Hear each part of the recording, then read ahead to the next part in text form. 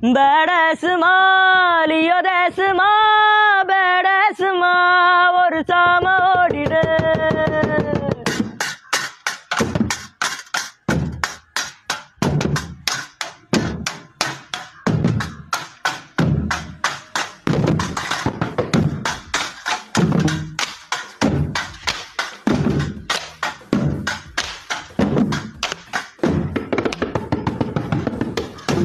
இறங்கின காட்டுக்கு விருந்து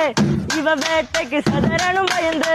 வெள்ளும் புள்ளிக்கெல்லாம் புள்ளி எழுதி கோடல் உருவுற சம்பவ உறுதி இந்த வரையில நல்லவ இருந்தா